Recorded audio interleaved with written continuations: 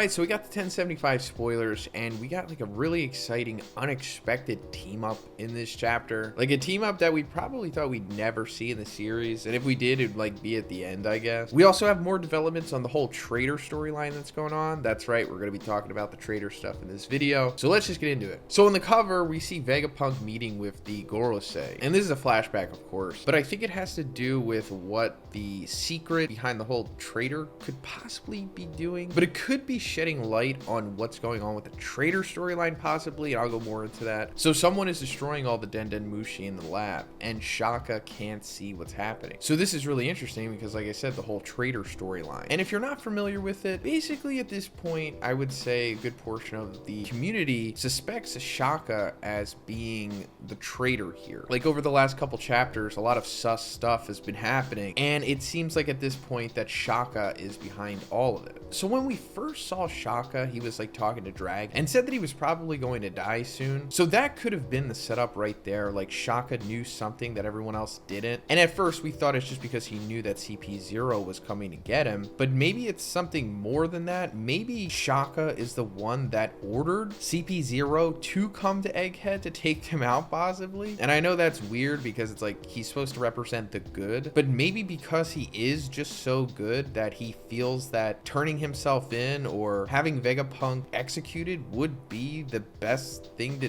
do, maybe. But aside from that, in the previous chapter, we saw Shaka looking at the cameras, and he was like, normally they would have a view of everything in the lab. However, after the damage the Seraphim caused earlier, the cam snails have either left their stations or lost consciousness. So supposedly one of the key evidence that's pointing to dishonesty in his statement is Usopp looking at the monitors and looking like he's confused and or suspicious himself. I don't know if we should be putting too much into this, but I wouldn't put it past Oda for having this as like a clue. But going further, because he says the cameras aren't working, he has the other satellites, like the other Vegapunks, inspecting the lab, and they're looking for the main Vegapunk, which they like refer to as Stella. But we last saw him with Bonnie as she was touching Kuma's memories, and we just don't know what happened to him after that. He's missing since then. And we see Pythagoras like communicating with Shaka, saying like there's no one on the 3rd floor of building C, you know, while he was looking for Vegapunk. And Shaka says, I see. Next, you should check the... And then we don't see what he says to Pythagoras, but when we eventually come back to him, he's walking around, and suddenly he's confronted by a person or thing that we don't see. And then this explosion goes off. So that might be the smoking gun right there, if anything. It's like Shaka specifically told Pythagoras to go to this area, where he wound up running into an explosion or an attack or something. So yeah, I guess at this point it's pretty concrete that Shaka is like the quote-unquote traitor. And going back to what I was saying about the cover story with Vegapunk meeting the Gorosei, it's possible that like somebody got in contact with Shaka, or Shaka got in touch with them, and maybe Shaka talked to the Gorosei, and maybe that's how all of this started. But there's possibly more as to what's going on here. So going further into the chapter, Straw Hat and Vegapunk clones form 4 groups. One of the groups is attacked by S-Snake.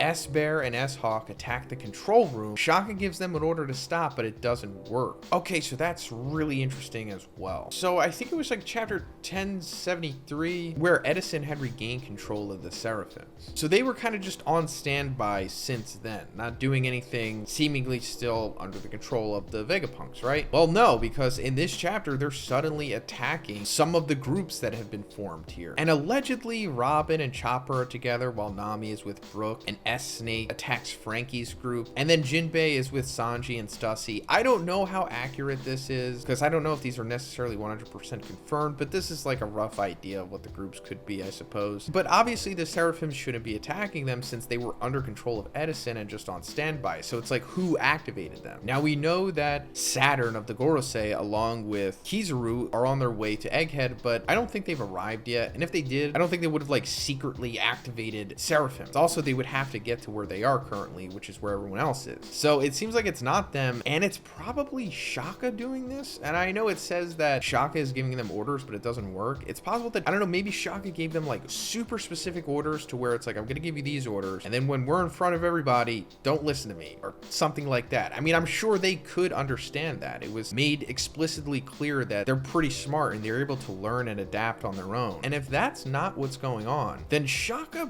might not be a Vegapunk? I don't know. I don't want to get too deep in that, but I don't know. Maybe he's wearing a mask and he's not like a robot. Maybe he's like a person or something. But then it's like, how did it get that far? How did main Vegapunk not know? I don't know, but something's going on, and I think Shaka just made this elaborate plan here. But I'm more so just really looking forward to seeing the Seraphims go all out against someone, because I don't know, I kind of get the feeling that they're giving too much credit to the Seraphims here. Like, yes, they are extremely powerful and dangerous. They're probably like around Yonko Commander level, right? So yeah, like a couple of Yonko Commanders running around here with crazy abilities. It's serious, of course, but I just feel like Sanji, Zoro, Jinbei, if they really wanted to, they could just like, all right, no messing around anymore, and just put the beat down on them, right? So I just kind of want to see that happen at this point, but I don't think it's going to be that easy. The Seraphims seem to be really important to Oda, so I assume that they're going to be integral for the rest of the series. Lucci and Kaku wake up and ask Luffy and Zoro to free them to fight together. Okay, so this is like the big twist ending, maybe? This very likely isn't like the full chapter. Maybe tomorrow we're going to get a full summary, so subscribe if you haven't already, because I'm also going to be making a video about that. But it's interesting that the Seraphims are attacking Lucci and Kaku as well, or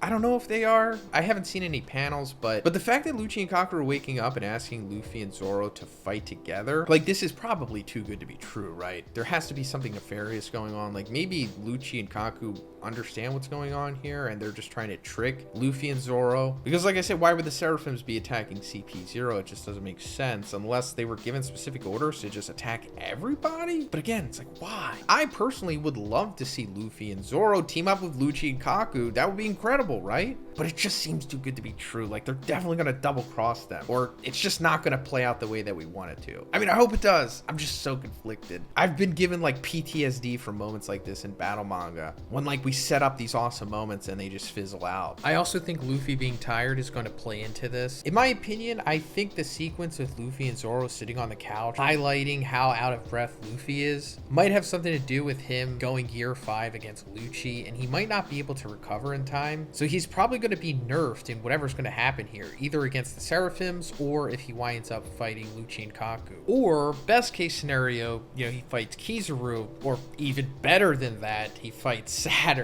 But I'm not getting my hopes up on that stuff either.